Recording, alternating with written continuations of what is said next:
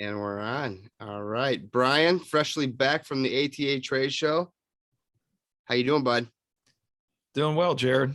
That was a lot packed into one weekend, like usual, nonstop. But it's fun to catch up with old friends and meet some new ones and see what's coming out this year. So successful show as always. Yeah, it was really good seeing you and Jimmy and catching up with everybody at the show, all of our friends there. Maybe we'll have to do a show recap podcast. I don't know if the listeners want to hear about it or not, but it'd be pretty good to kind of go over and wrap all that up. Yeah, sounds good. And we're back in the swing of things, back to work. Land plans are kicking off here, but we had a guy I've been wanting to get on here for honestly probably a couple years now, and then he pulled off a season from heaven, and all right, Vince, you're coming on. Vince, how's it going, buddy?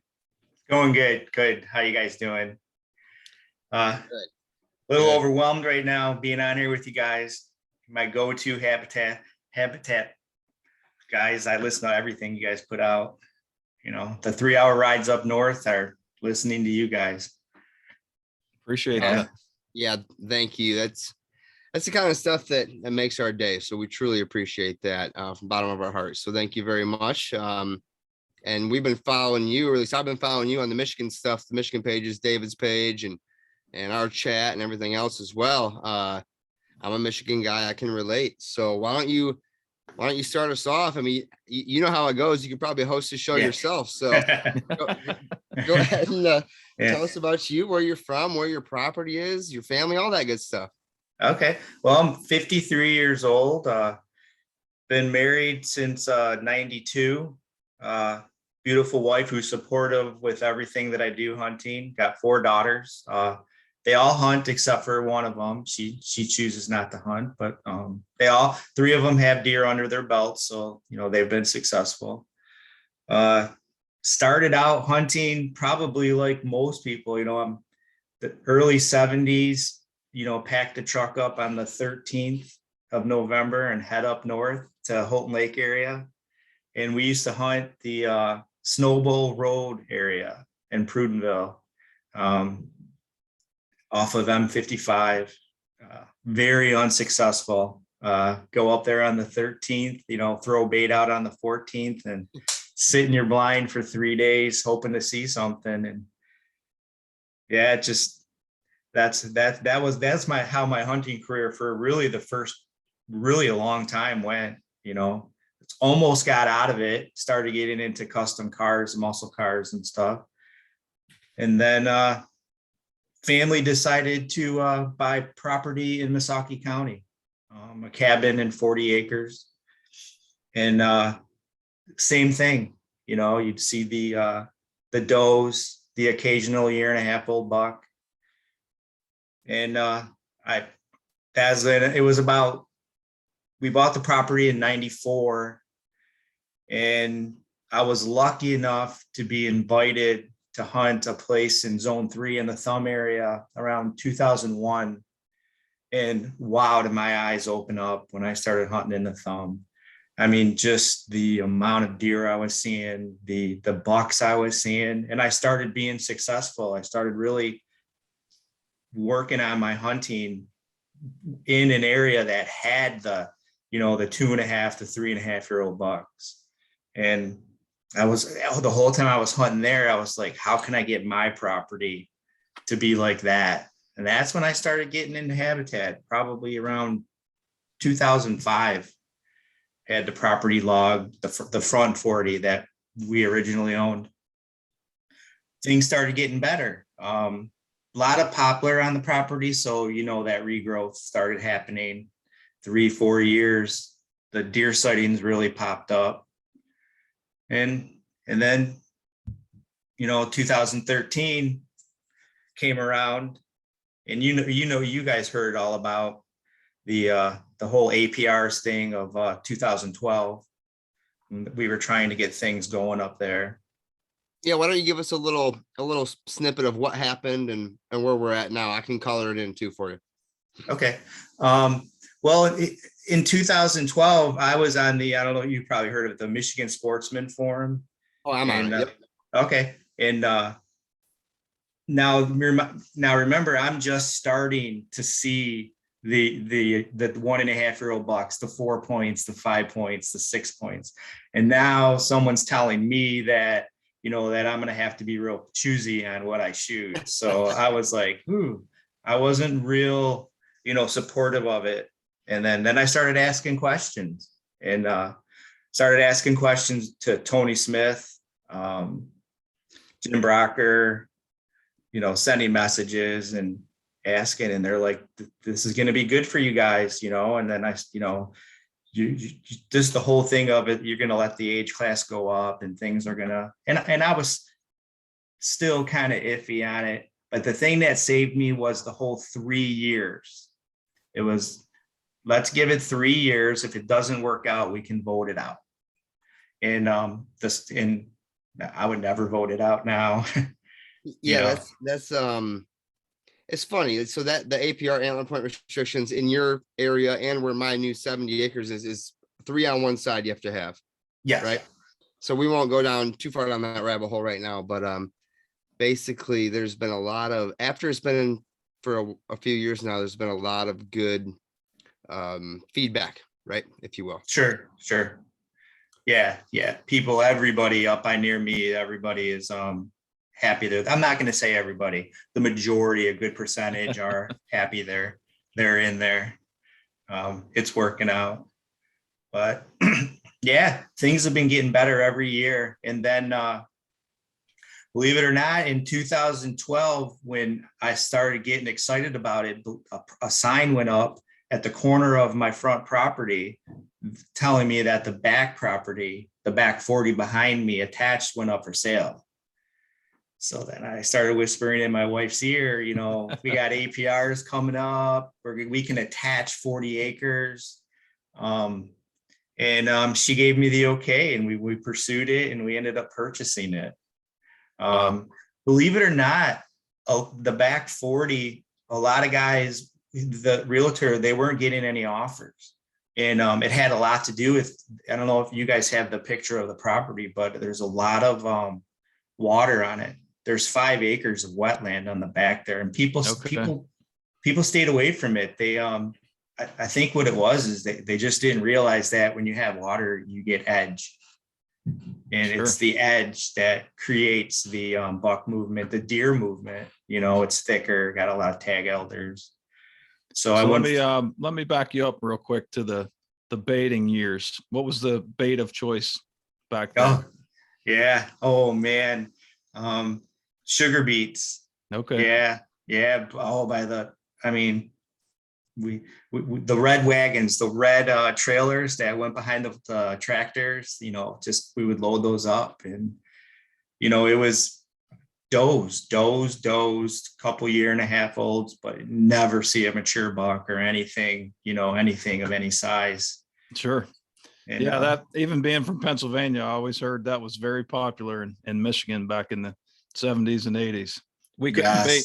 We couldn't bait in Pennsylvania, so we always were very curious about that for sure. Yeah. I grew up that way. That's the way I started hunting, and that's one of the things I always tell the younger guys is if you're at a hunting camp and you're telling stories, and the guy that's next to you is telling you the story, but he doesn't have anything on the wall or successful stories, don't necessarily listen to him. Make your own path. Sure. Learn from the people that are successful. That's how I started listening to, people that I listened to, Jake, Jeff. You name Dan. I don't know if people know the last names. You guys probably do. I don't have to say them, but these are the people I started listening to and started learning from and reading. And John Everhart. Those are guys that I read every article, that I could. And it's like, wait a minute, this whole throwing out bait and sitting, and hunting over it, that's not the way that I want to take my hunting. So I had to change. So when you got the newer property, had baiting been outlawed in that area at that point? There was 2 bands that when I originally got it, yes, when I originally got it, there the back part, the baiting was banned. When we originally got the front 40, though, my neighbor to the north of me actually had a he lived there, and he had a feeder that was what do you call that? Recreational.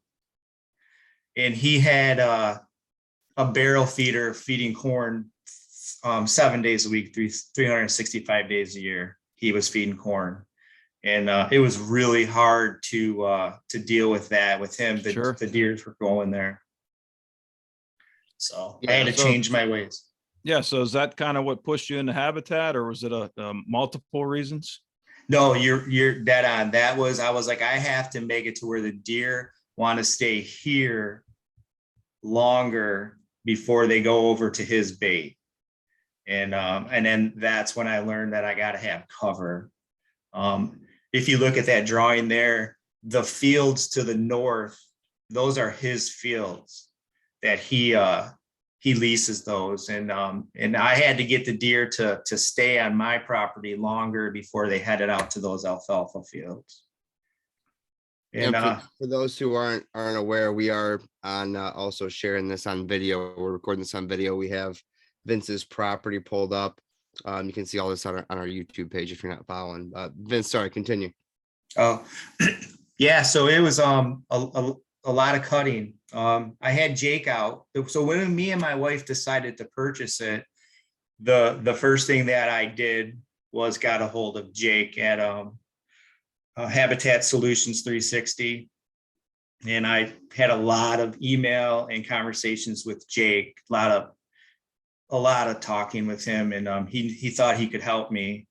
And I was like, well, if I'm gonna pull the trigger on a big investment in a piece of property, I might as well start out right and get somebody. So I'm not saying that I would have made mistakes, but when you're out there with a chainsaw in your hand, you feel more confident to just keep going because you have a habitat consultant that's agreeing with what you're doing.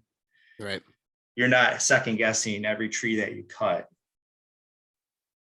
You can get a lot more work done that way too, when you're just moving forward the whole time, or the road Definitely. man. Yeah. Yep.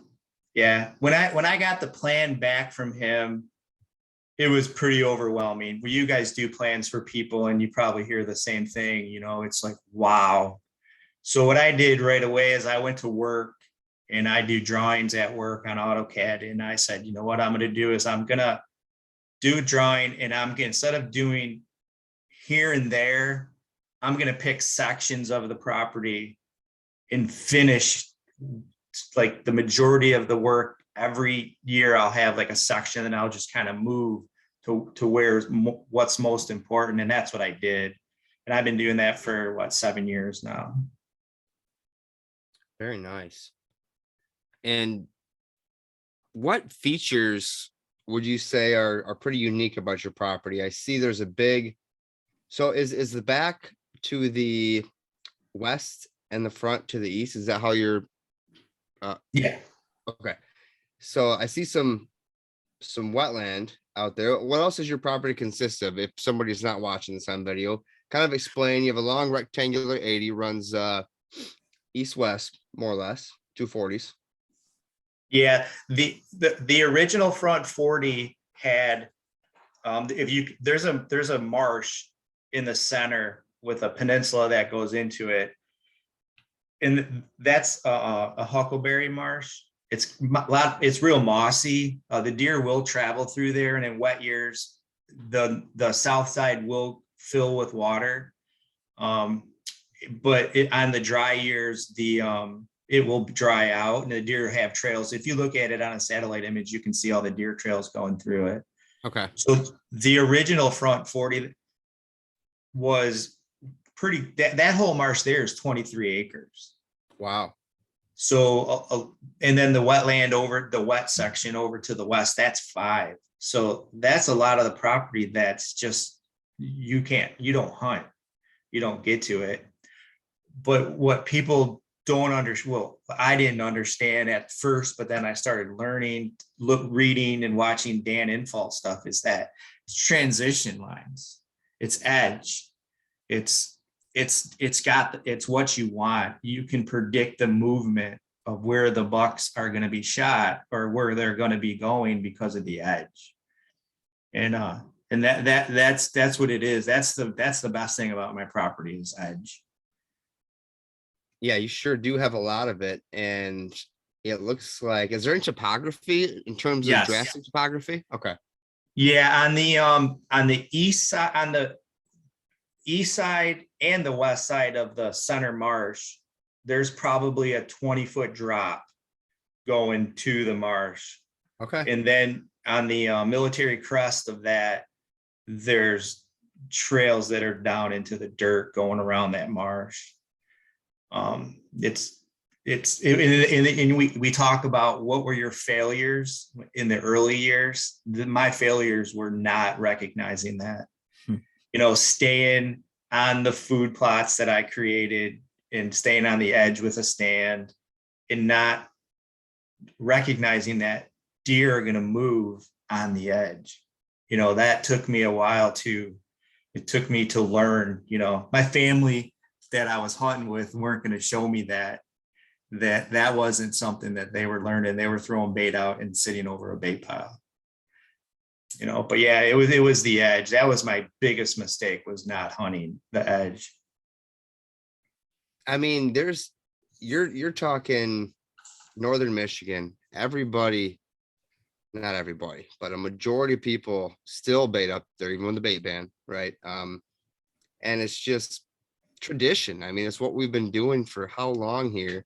And the fact that you were willing to step away from that and get your hands dirty and spend some money on a plan and put some sweat equity into it, it's unique. Do your neighbors around you do any of that up there? No, no, that's funny. The neighbor to the south of me, they're non-existent.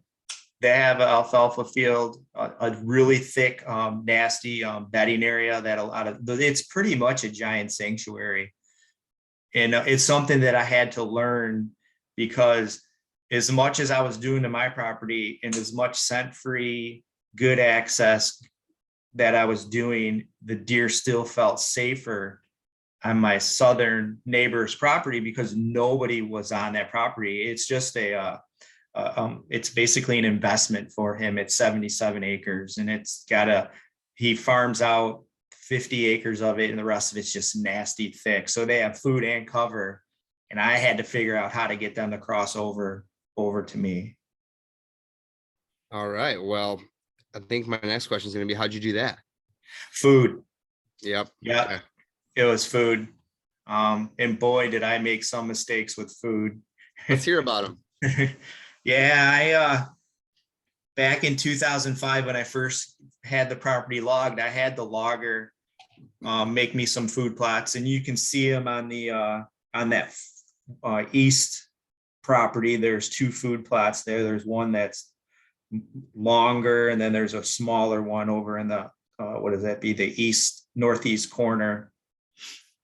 And I had the loggers make those for me, and they're just too small to do the things that I tried doing, which was I tried corn, I tried soybeans, all huge mistakes because they were gone before deer season even came around. So that's when I started learning that, okay, I got to do something. Then I went to oats and I tried oats. And then I learned the hard way that oats were good until the weather got cold. And then I don't care what kind of oats you use when you get a pretty heavy frost, and Jared, northern Michigan, you're gonna get some cold weather in October, and the oats would start to brown out, and the deer wouldn't be in them. And then that's when I started turning to clover and rye. Those are my staple. And then is clover and rye. That was it. And then eventually I went over to Brassica too. But that took me to probably 2009 or 2010. I started messing around with Brassica. and the deer loved it. They started really, really liking it. It's just that it was gone before firearm season. So you And put turnips and radishes or yeah, bigger I mix was, than that? yeah, actually what I was using at the beginning was shot plot, Okay. Evolve Harvest shot Yeah. plot. And it turned out well. It turned out good. We shot deer over it. It's just that once it was gone, it was gone. And that's when I learned that I also had to overseed it with rye. And then that's what I started taking my turnips and whatever I planted, whatever buck on the bag I did that year, I would make sure that come Labor Day weekend when we went up to go fishing and hang out with friends and family, I would take a couple hours and just overseed the plots with winter rye, knowing that would fall in between. And then when the Brassica was gone, the rye would still be there. And I did that for years. Not knowing back then, I didn't know that I was actually improving my soil by doing So you're dealing that. with a lot of sand there? Yes. Yep. Yeah, I actually, again, not knowing, back in 2005, I did a lot of disking. And if I wouldn't have done that, I probably put myself in the hole by disking. I probably shouldn't have. I brought up a lot of that sand. And I learned that into the back property. So when the back property was made and I had the food plots made back there, those have never been disked. I had a great logger back there, Joe. My wife would make lunch for him and we'd go up there and see how it was going. And he was doing this popping, he called it. He would take the stumps instead of bulldozing. He would just push them and just pop the stump right out of the ground and then pick it up and shake it and put all the topsoil right back there. Nice. And I never had to bring a bulldozer in to do anything with the plots. Wow. And That's huge. yeah, he was a good guy. What was he doing? What piece of equipment was he using there, Vince? He was using a skidder or the grapple hook. Oh, okay. Yeah. And he would just pop them out and then pick them up. You know how they pick them up and then turn them on their side and then they cut them? Well, he'd pick them up and it wasn't real mature. I'll give you that. The woods back there wasn't real mature. I mean, the biggest trees were probably 12-inch in diameter. So it probably made it a lot easier. Right. But yeah, those are some of the mistakes I learned. You know, I totally got rid of the disc and totally no-till now. The sand would just keep coming up. Yeah, it's So. our whole state's pretty bad, Lower Peninsula at least for sure. And yeah, up there, I mean, Yeah. it's, we've all made that mistake though. I have a disc. I've used it for years. I love the fresh dirt, smell of fresh dirt, look of fresh dirt, all of it, right? Aesthetic. Yeah. I still use it every now and then, but retaining nutrients, soil moisture, soil health, all that. I mean, you know the drill now, right? So appreciate you going through those mistakes and letting us, hear about those. Hopefully a couple listeners are taking some notes and learning from that. So Yeah, I learned the hard way on that. So I mean, imagine if you had a soybean plot in the middle of the woods somewhere, how deadly that would be. If they stayed, but sunlight, got to have a big enough plot to get sun down there. First of all, good soil, deer pressure.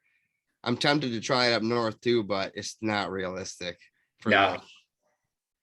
Yeah, I think maybe if you have a large, maybe 2 acres, 3 acres, you might get away with it, but a half acre, 3/4 of an acre, you're not getting away with it. And the deer density is actually grown up there. We've had a couple mild winters in a row, and they've either the deer density has grown or I've attracted more deer, because I can definitely I'm starting to see more deer than I have in the past. I would say the latter for sure. So let's hear about some successes in terms of habitat strategy or setups or manipulation that you did and then we'll get into your stories here. I want to hear about exactly how you set up where you killed these two bucks. We haven't even talked about the fact since we hit record that you're having a dream season last year. You tagged out. What was the date you tagged out on? I shot the first buck on October 9th, which is way early for me. And then October 22nd, Parker's birthday, I shot the second buck. Yeah. Yeah, you were over 2 weeks before I tagged out, and I tagged out fairly early. Yeah, there's Yeah. Brian's got one there. I'll see if I can share the screen here on these other ones. But oh yeah, Brian's got them there. A I little mean, washed just out. hammer Michigan deer, especially up north. I mean, Beautiful. smaller properties, 80 acres, like northern Michigan, pressure everywhere. And you're tagged out in October. Two nice deer. Both Congrats. 8 points or 9 point and 8 point. Yeah. What were they? Yeah. The one was a 9. The first one was a 9 point. And then the second one was just an 8 point. He was just definitely something that I never thought that I would see up there. But yeah, I did shoot an 11 pointer. You don't have the pictures, but in 2015, Oh, okay. I shot an 11 pointer on the front 40 in the food plot. He actually came into the food plot with 2 does on. It was after a snow, and he came in feeding in the food plot with 2 does, and I went and sat in that stand because I didn't want it. I knew that it was because there was about 3 inches of snow. It was early. It was like October 17th. And I was like, I don't want to go screw stuff up with all the snow. I'll go sit there. And he just come moseying on through with the 2 does. Yeah, he was another 3.5-year-old 11 point. But he's not as big as the 8 point I got on the 22nd. Okay. So are those the 3 biggest you've taken up there then? Let's see. In 2015, I took the 11 point, 3.5 years old. In 2016, I took a big 8 that was not nearly as big as the one that I just shot this year, but he was a big 8. He was 3.5 years old. And then then my next was this year right here. So 2016. And I did shoot a couple 2.5-year-olds, a 7 point and an 8 point in between there. And then this year. Awesome. And I guess with all those successes in mind, what would be maybe the top couple things that you've done? Food you mentioned earlier. And maybe we'll get into the 2 that you shot this year and tagged out before November 1st even got here. What were the habitat setups where, I call it the mouse trap, right? What mouse trap? How did you steer them down into getting in your bow range, or why were they there? Walk us through that, if you will. Pinch points. The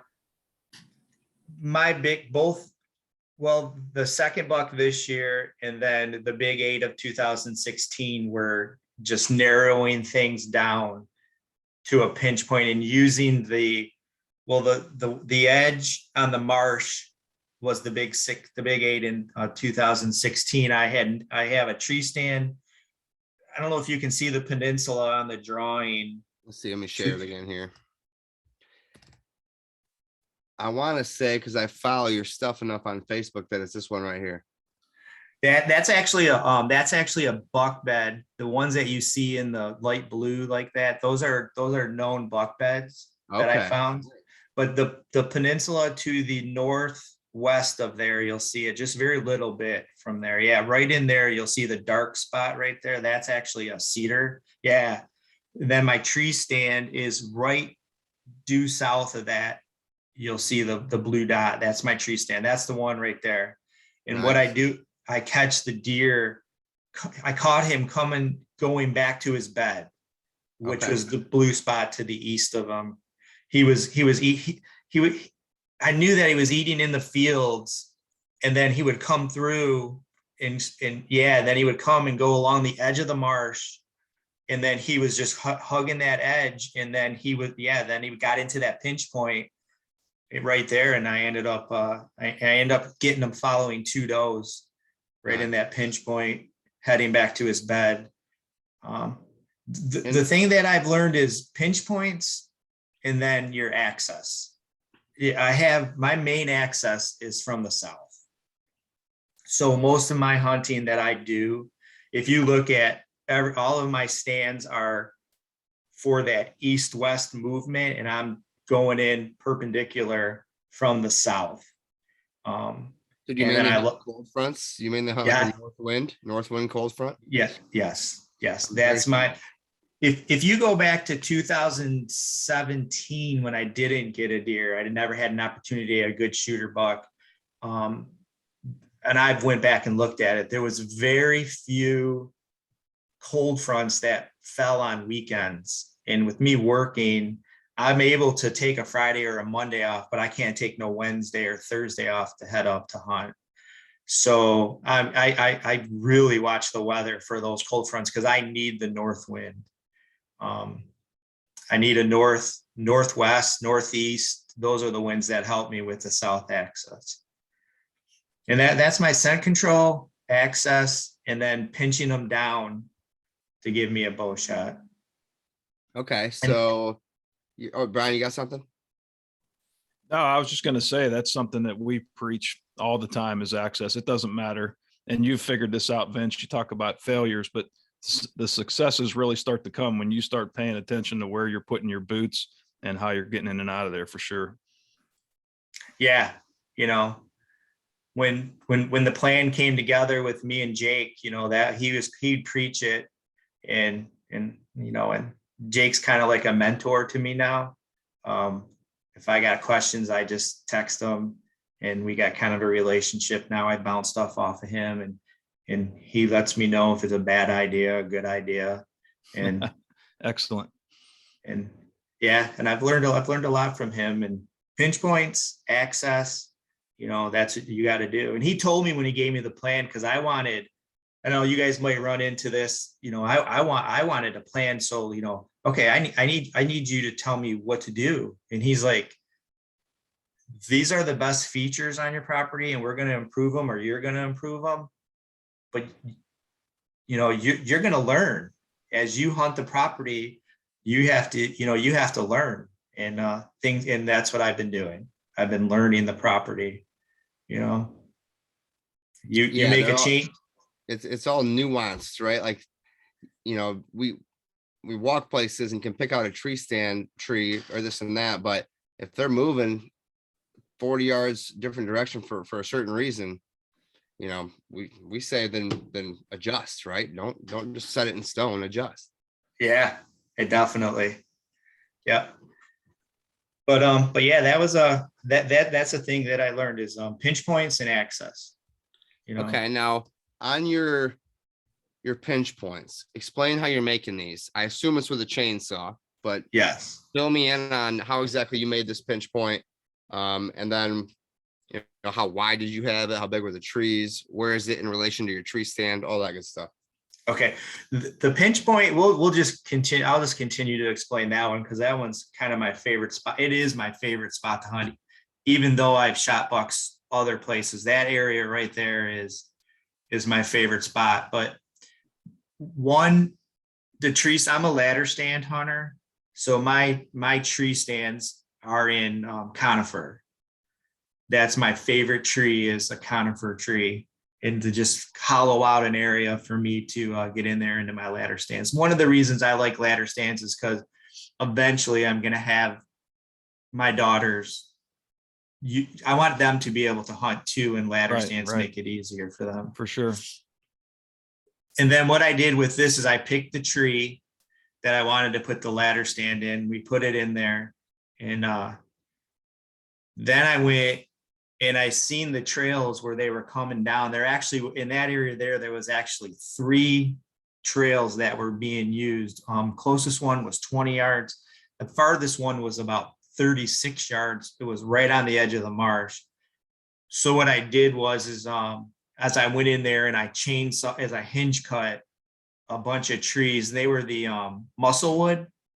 So I don't know if you've heard of them. I have a bunch of hawthorn and musclewood trees, and they don't hinge very well, but they're good enough to make blockades. And I just took that 36-yard trail and I just hinge cut everything over it knee high, and I blocked it off. So now there's 2 trails that come through. So I have a 20-yard shot and probably about a 30-yard shot. Perfect. And they come around there. And there actually is a little, if you look in there in that area, there's a little green in there. There's actually a little micro plot in there. Now, when I say micro, it's probably maybe 20-yard circle, a 20-yard, diameter circle. And there's a couple trees that are in the center of them, little saplings and stuff. And it is a signpost area. The bucks are in there. Yeah, it's just they're in there making rubs and scrapes and stuff. So that's what I did, is I pinched it all down, make sure I'm within my bow range, and that I have good back cover.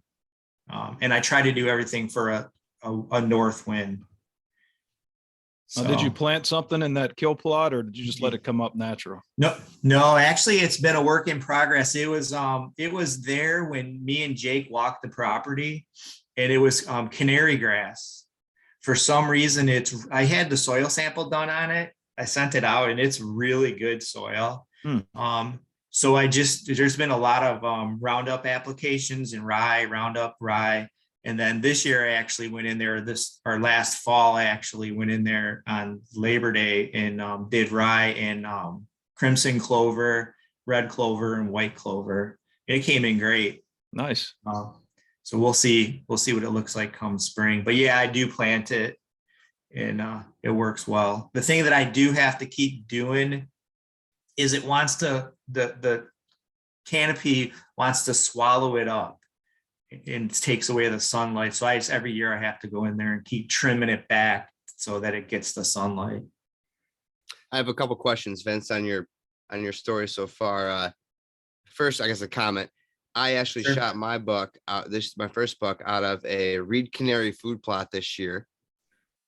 Like you're saying, soil was great. The brassicas did amazing. My thought was probably because there's never been a food plot there before, and just all that nutrients just sitting there waiting. I'm not positive, but your pinch point, you said you have a trail at 20 and a trail at 30 or yeah, around 30. Now, yeah, what is in between those trails? And did you make 2 trails versus one, 30-yard wide opening? What I ended up doing was I ended up there's one trail that comes from the bedding area from the east, from where where you can see the buck bed, we're in the blue, and Yep. it's 2 that come and they go down, or no, there's 1 that comes out and then they go down to the 2. There used to be 3. I got rid of the farthest one. Okay. And then what I did was I have a video I took, and I made from the edge of the food plot, the micro plot, I made a triangle of hinge cuts. So it's wider at the edge of the micro plot, and then it goes out to a point. Because I think what was happening is when the bucks were coming from the east, they were able to look into the food plot from that distance and see if there was any does or any bucks in there. And I wanted to eliminate that. So what I did is I almost made a blockade by making a triangle of hinge cuts. And now there's a trail that goes up high towards me in the tree stand at 20 yards. And then on that side of the triangle, and then there's another trail that goes on the other side of the triangle, which is around 28 to 30 yards. And those are the 2 trails.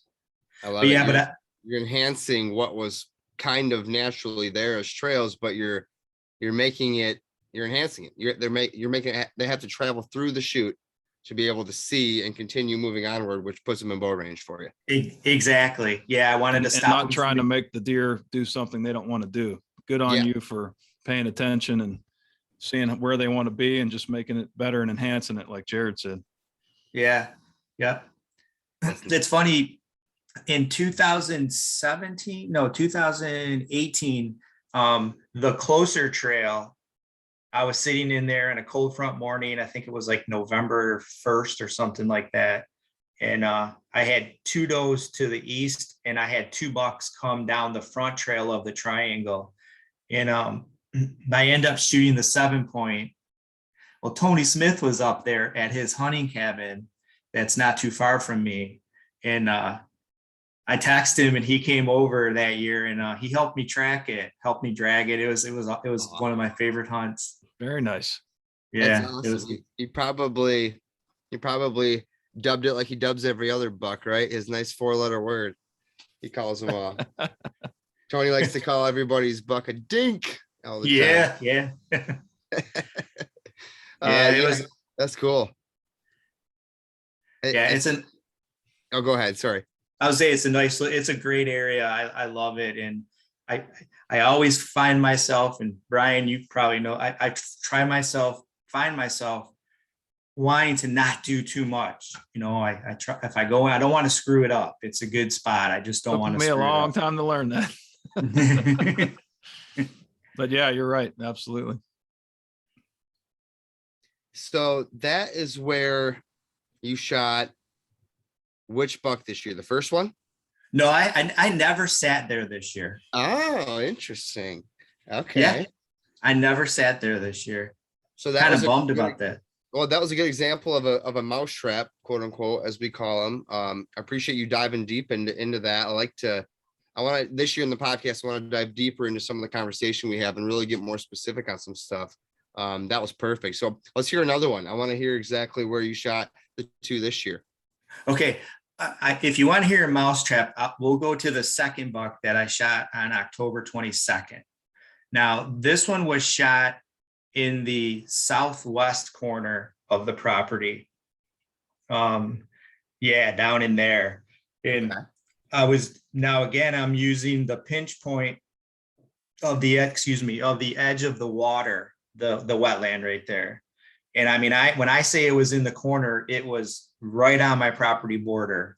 Yeah, like right in there. So what ended up happening is that area right there is a transition zone where the deer like to hang out before they head to the food plot to the north.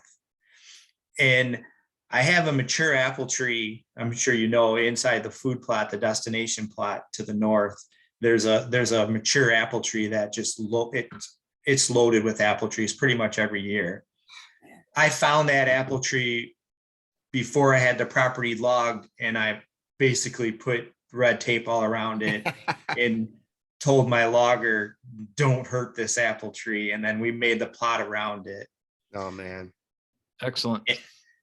Well, what I ended up doing in this is COVID related, Brian, so you'll like this, is that in the spring of 2020, having a lot of free time, kids out of school, barely working, I went up and I actually put a tree stand. You can see there's a road that goes for my tractor to go into that food plot. And I only went in like maybe 20 yards off that road because I knew that the deer were traveling in that transition zone. And I hung a licking vine, and I had a ton of deer on camera. Well, deer season came around in 2020, and I sat that tree stand probably 2-3 times. I never saw a deer. And then I left the camera out, and I noticed that I started getting pictures of the deer coming from the southwest, going towards the licking branch. So they were coming right from the corner of my property. So I was like, well, maybe I'm too far and they're not reaching the licking branch until it's dark. The bucks weren't. So I was like, okay, so come 2021 spring, I went out there. Believe it or not, there's another apple tree there. And that's what's going on in that southwest corner down there. There's another mature apple tree, and the deer were hanging up under that apple tree. So I moved my stand, and there you go. Jared, you were talking about adjusting. Yeah. And there you go. I had to adjust so I moved my stand not very far, maybe 60 to 70 yards to the southwest, found a conifer tree, and I put it in there. and it's about a 20-yard shot to the apple tree. Nice cover. I hinge cut some trees. I made sure the trail that the deer are using coming off of my neighbor's property was nice and clear. My tree stand's is named into my property.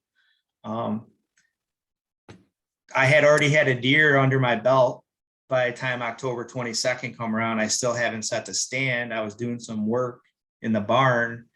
I said, you know what? It's just deery out. I'm going to go hunt. I want to see deer. So I just ended up going out there, and it was nice because the leaves were wet. I got barely a walk to get to the stand from the road. So I drove the golf cart down there, stopped about, halfway down, and then walked the rest of the way and got in the stand. I wasn't in the stand for a half hour, and I looked to the north of me into the transition zone, and there was a doe family group bedded down in there. Oh, wow. So they were bedding just on this side of the destination plot. I had a west wind, using the milkweed, and the wind was perfect. It was just going right down the road, basically. Had fawns running all around me for the most of the night, raining off and on. And then the deer all ran past me at a certain time and went to the neighbors behind me. And I knew Phil's a great guy. And he tells me, if you want to walk the property, you can go ahead. I don't, but I knew there was bedding along the water on his property. 6 o'clock, I'm sitting there and I hear a fawn bleat behind me. So I'm like, okay, it's the fawns coming back. Then I hear heavy footsteps, no grunting, but heavy footsteps. And I'm like, oh, it must be a mature doe and her fawns. So I turn around to my left and I look, and I seen the side of his rack. It would be his right side. I'm like, oh no. I go, I'm gonna get another opportunity at a mature buck. And he headed towards he stayed on my property and headed towards the west, and he went into just a whole stand of conifers, and I can see him in there, and I could see his rack, and he kept licking his nose, and the does were all underneath me. I'm like, all right, well, my scent control's working, and my wind was blowing to the east, and well, I knew there was a scrape right where the trail began. There was a scrape there. And that's exactly what he did. I just kind of shifted in the stand. He ended up turning and coming down the road, going towards the road to his scrape. And I shot him at 18 yards in his scrape. He bolted onto the neighbor's property, and I watched him stop and do that whole tail flicker. And I felt good about the shot. I heard the thud. He did the whole mule kick. And I'm like, oh man, well, what does it do? It starts raining. We had lake effect rain that day. So I'm like, okay, what am I going to do here? It's raining. I feel good about my shot. So I went ahead and got a hold of my wife, my supportive wife. And I was like, hey, you got to go I'm not risking, the deer's too big. I'm going to go down to the spot when I get down at dark, but I want to get a dog lined up. My wife got a hold, I don't know if you know her, but Shannon Smith, she's a great lady. She's a hell of her and Chief. I got a hold of Shannon. Yeah, she's great. And so my wife got a hold of Shannon. In the meantime, I get a text message. I have a good friend, Eric Altamore. It's funny. He lives by me down here in Macomb County, but then his property up north is only 5 miles away. Awesome. So we're always doing things. Well, he shot a deer. He ended up shooting a 3.5-year-old buck too. We were probably minutes apart from shooting a buck, and he's in Missaukee County, just north of me. Weather fronts, buddy. Weather fronts. I mean, Yeah. So needless to say, I waited till it got dark. I went over to the arrow, and it was soaked in blood. I knew I made a good shot. Drove over to his place. We found his deer. He double lunged his deer. And then I made a decision to let mine lay because I wasn't 100% sure. I thought maybe it might have been back liver. Shannon came out in the morning and told her the situation, and he only went 60 yards. And he was just on the other side of the road 60 yards. But when I walked up to him, it was like, wow, that was unexpected. I knew he was big, but I didn't realize that he was that big. So, but that was that one. That was very unexpected. I went through my pictures, my library of pictures that I saved, and I think I got a picture of him from last year, a nighttime picture. Oh man. Yeah, I got he's a stud. He's a stud. I got his jaw in the freezer, and I'm gonna take one of the teeth and send it out. Okay. Yeah, I mean, you sound like you're hunting in southern Michigan up there right now. All this action, all this deer action going on, but you have the peace and tranquility of a cabin in the woods and everything else. It sounds really nice. Sure does. Yeah, but we'll get you guys out there for a tour. You're up there now. Come and walk it, have some lunch. I'll be there. I think so I mean, you're necking both these spots down. Oh, by the way, what do you have to do to find a lucky apple tree in the woods? Because I don't think either of my places have any of that. That is some good stuff right there. Right. Well, the one thing I'll tell you that I forgot who it was that told me is walk in the spring. Walk your property in the spring during the blooming. Yeah, the blossoms. Yep. Yeah, the blossoms. You'll know. And that's how I found mine. I actually have. Let's see. I've planted a ton, but I have I had 4 mature apple trees, but one of them didn't make it. It ended up dying. The one thing though, I'll tell you, and I don't know if you follow the pictures that I put out, but the apple trees definitely attract bears. Yes. Tell us about that. How the heck do you deal with it? Well, the mature trees can handle, I had bears climbing that tree. All the way up inside it. I've lost two apple trees that were in that whole like 2 to 3 years where if it has anything, they were crab apple trees that I planted. And if you leave any crab apples for that like late October, November, they will bust through the cages to get to the crab apples and destroy them. So I make sure before I leave now for close the cabin up, I actually take a special ride out and rip all of the fruit off of any tree that I see, all the young ones, and make sure that they don't have it because the bear will just destroy them. Yeah. That's a pro tip right there, Vince. Pro tip. And what you're also doing by doing that is you're focusing the tree's energy on the roots more if you take the fruit off the tree, right? So yeah, 100%. Fruit, get rid of it. They put more energy into growth. I'm not just roots, but growth is in general. Bears are definitely an issue when you have fruit trees, and you'll learn that now. You'll learn that. Great. I know, and there's bears up there too where we're at from what I've heard. Interesting. So did you shoot both of those bucks in that spot this year? The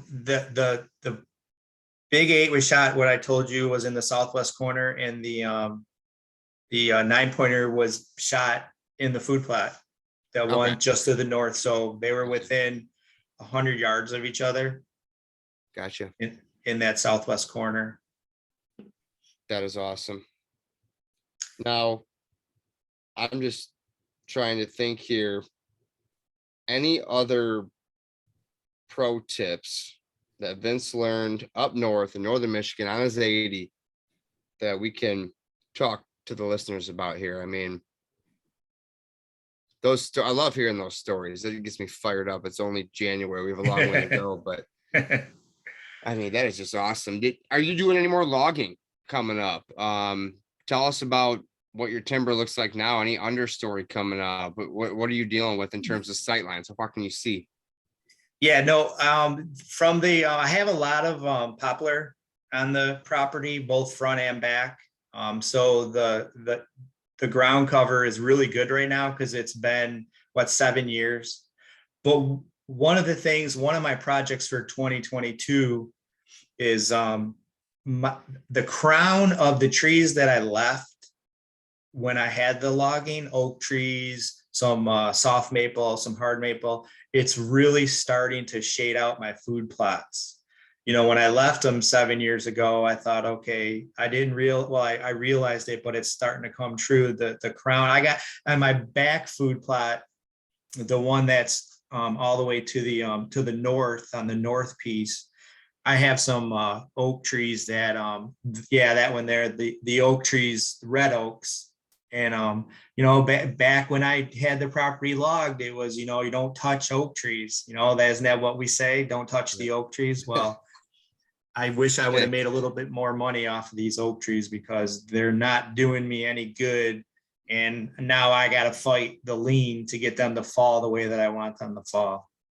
So I have some trees to be taken down around there, and pretty much all of the food plots, I probably got maybe 2 to 3 weekends of big mature hard maple, soft maple, red oak that have to come down. So when you were doing your poplar aspen cuts, what'd that look like? What were they coming in there for? Were they coming in there and wiping out 3-5 acres at a time? Were they taking single big trees? I doubt they probably were, but tell me about what they did there and what they were using it for. I was talking about this earlier with a friend of ours, Rajan. So I wanted to get your thoughts on it. As far as what my purpose was to have them log and in that. Well, as far as why they even wanted to take them, or what they did with them, and how they went about taking them out. Did they clear cut an area? Did they pull a couple out, select cut it? What did they do? Yeah, both cuts that I had at the 2005 and then the 2013 were for paper. Okay. They wanted it for paper.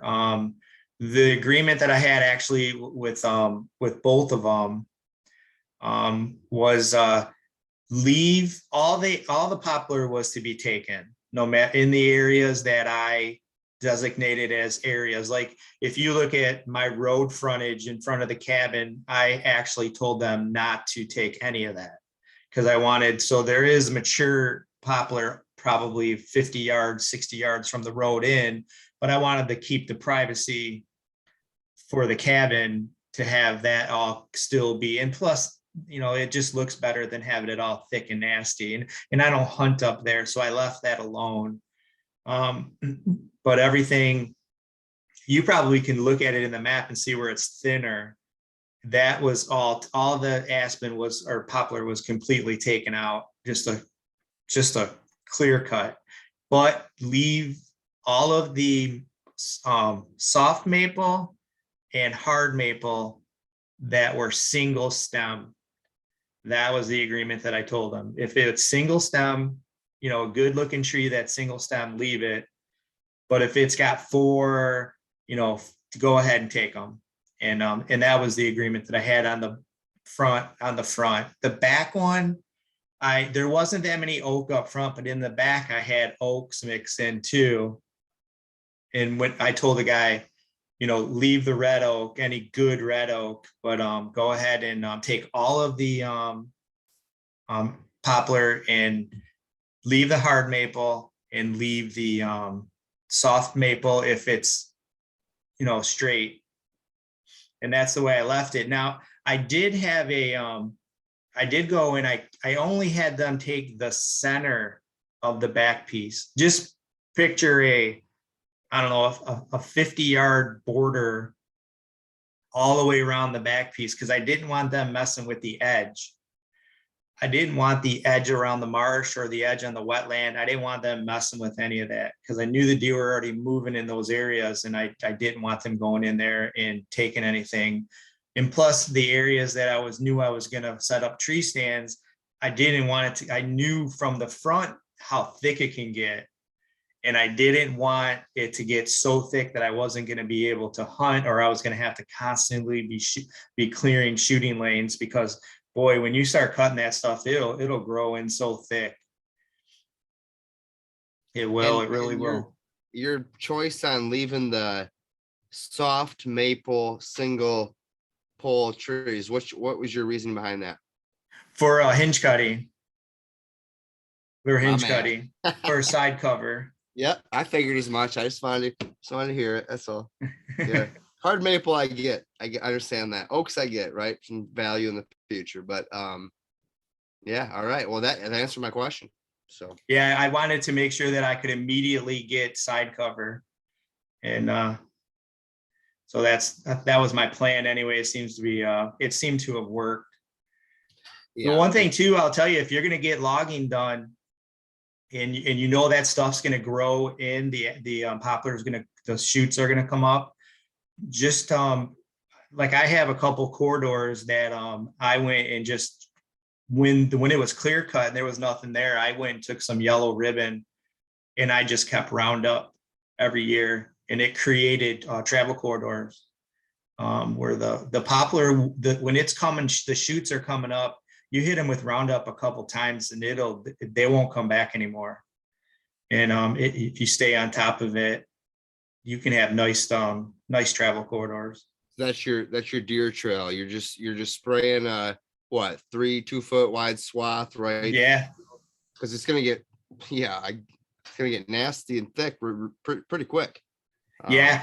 And good advice.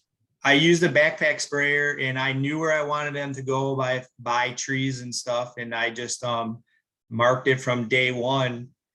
And that's actually, if you look at the pinch point, that's the one along the edge of the marsh, the yellow that goes to the west, that's actually a travel corridor through the poplar that I created. And I just keep spraying it with a backpack sprayer, once a year. And the deer use it. How's that working? Are they using it? Oh, totally. Yeah. Yeah. Awesome. Yeah. And it's in middle of summer, the poplar on the left and the right side of it, as you're walking through it, it's head high.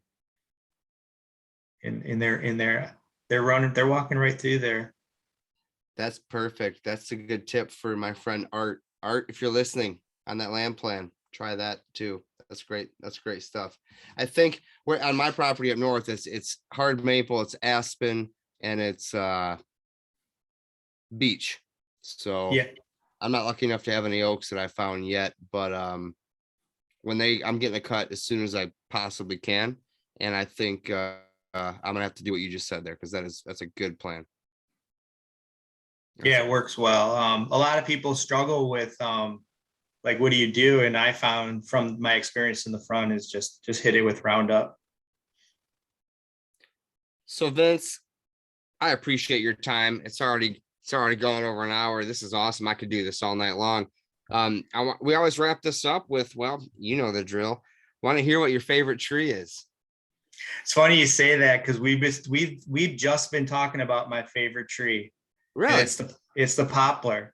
It is. I mean, it's a monoculture. That, Brian. Have we had that? I don't think so. I love it. You could turn a property around to have deer level cover, I think, the quickest if you clear cut a poplar stand, and you can create travel corridors through it, and you can have deer head level cover within 3-4 years, maybe even less. Yeah. And the great thing about it is it's just, you can just constantly be changing it. I mean, as it matures, you cut. As it matures, you cut, and new shoots come up. There you go. That's awesome. I think that's awesome. I think that's a new one there, and I haven't heard that yet. So I'm going to hit you one more time with a question we've asked once or twice. What's your favorite habitat implement that you've used on your property over the years? What do you revert back to the most, or maybe your most successful tool? I think I might know your answer. Backpack sprayer. Oh, I would have guessed backpack sprayer. With the amount of aspen that I had to make travel corridors and food plots, and working on that little micro plot, that little canary grass, getting rid of that canary grass and stuff. It's my backpack sprayer. I'm carrying 4 gallons of Roundup all summer long, doing all of my stuff. Yeah, that's probably my favorite. If I had that there and a seed spreader, I could do a lot. We can do a lot of good with those two. Definitely. Well, hopefully you have your shed already full of Roundup, because Yeah. it's pricey now, buddy. So, I know, it's like gold. I have some in my I bought some when I knew this was gonna happen. I got it locked up in the basement. there you go. Right in the safe next to the guns. So, Yeah. well, thanks so much for coming on tonight, Vince. Really, really appreciate it. Love following along. Love your support of the show. And yeah, we'll catch you on the Michigan Sportsman Forum. So uh let everybody know how they can find you online if you want. Otherwise, you can be the Northern Michigan recluse and say goodnight, whatever you want. Yeah. No, thanks for having me. I really appreciate it. And I love talk hunting, and just being able to talk with you guys is great. But if anybody wants to hear stories or how I do things, I have a page that I do. It's a Hunt Fish Family. I just kind of share stuff that me and my daughters do, both habitat and just good stuff with us. But yeah. That's awesome. And that is hunt-fish-family for anybody who wants to follow along. It's a great page. So Vince, thanks so much, brother. Appreciate it. Hopefully get to meet you sometime soon and talk some more habitat. All right. Sounds good. Thanks a lot, guys. Thanks, Vince. Yep. Hope feel better, Brian. Appreciate it. All right. Let me stop sharing. There it is. And